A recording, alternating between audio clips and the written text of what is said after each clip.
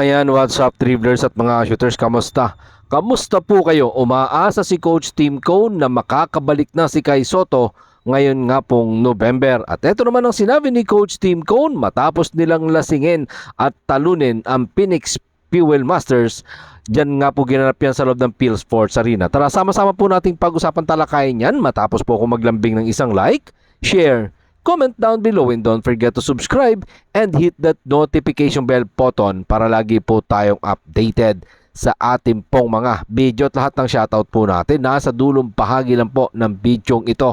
Habang ang ating pambansang kupunan ng Gilas Pilipinas ay naghahanda para sa 2027 FIBA World Cup, umaasa si Coach Tim Cone na makakabalik na ang ating 7'3" center na si Kai Sotto na nagtamo nga po ng ACL injury habang siya ay naglalaro sa Yokohama dyan sa Japan B-League. Ang 23 years old big man ay ilang buwan na nga pong nasa Pilipinas at kasalukuyang sumasailalim sa rehabilitation at umaasa na muling makakabalik aksyon para sa pambansang kupunan ngayon nga pong November window ng FIBA Asia Cup qualifiers. Si Coach Tim Cone na nakabalik na nga po itong si Kai Sotto dahil sinabi nga po ni Coach Tim Cone na kaya niyang talunin lahat ng kupunan basta kasama si Kai Sotto. Narito po mga sinabi ni Coach Tim Cone sa ulat ni Matthew Lee ng Tie Breaker Time.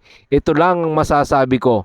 Pagkasama si Kai, kayang talunin ng kahit sino. Napatunayan na natin yan. Sinabi nga po ni Coach Tim Cone matapos nilang talunin ng Phoenix Fuel Masters 119-112 sa pagpapatuloy ng PBA All-Filipino Cup dyan sa loob ng Phil Sports Arena sa Pasig City. Well, kita naman talaga ang kahalagahan ng 7'3" na si Kai Sotto para sa kupunan ng Gilas Pilipinas.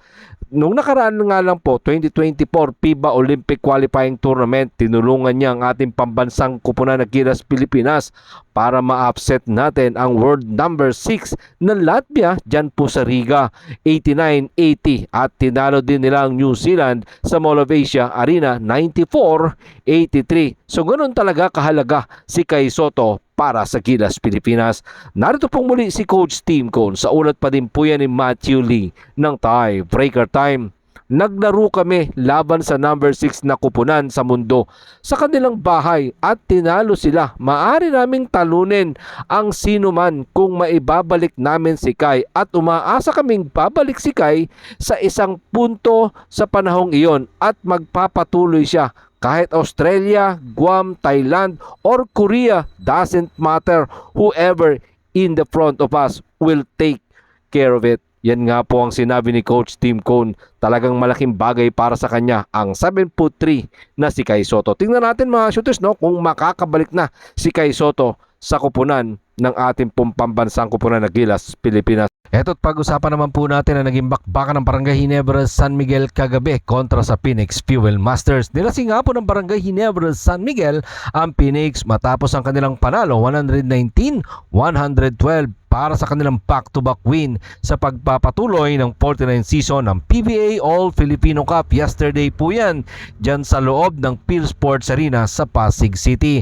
Ang Gin Kings ni Coach Tim Cone ay sumalpak ng 7 of 16 3-pointers sa second quarter at nagtapos sila ng 35 points in that frame. Sapat yan para ilayo ang kupunan 59-47 bago magsimula ang ikatlong yugto ng nasabi pong bakbakan. Kaya naman, tangan nila ngayon ng 4-2 win-loss record. Nasa number 3 spot sila kasama ang kanilang sister team na San Miguel Beermen. Maganda nga daw po ang kanilang tinatahak na landas ayon kay Coach Tim Cone. Narito po si Coach Tim Cone sa ulat ni Justin Bacnis ng Tie Breaker Time.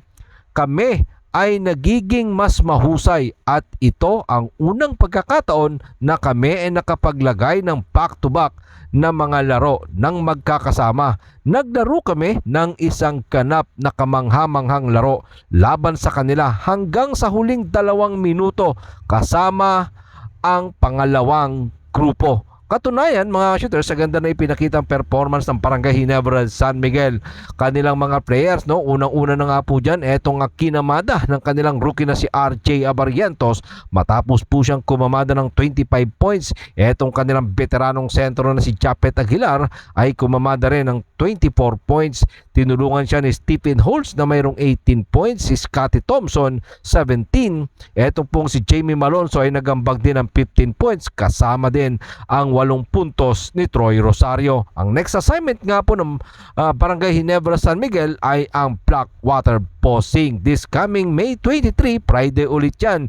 Diyan pa din po yan gagawin sa loob ng Phil Sports Arena sa Pasig City. Ang next na assignment naman nila ay ang defending All Filipino Cup champion na Meralco Bulls. At syempre ang nangunguna sa team standing sa kasalukuyan ang Magnolia, at sunod dyan ang Token Text tropang 5G. Siyempre hindi mawawala ang Rain or Shine Elasto Painters. Let's see what happen sa mga susunod na laban ng pinakasikat na ball club sa bansa, ang Barangay Ginebra San Miguel. Maraming salamat po sa inyong panonood. Naman po ang inyong maging opinion. Pag-usapan po natin yan dyan sa comment section. Ingat and God bless everyone. At yun, pero katulad po ng ating nakagawian, bago po natin tapusin ang ating video, shoutout po kina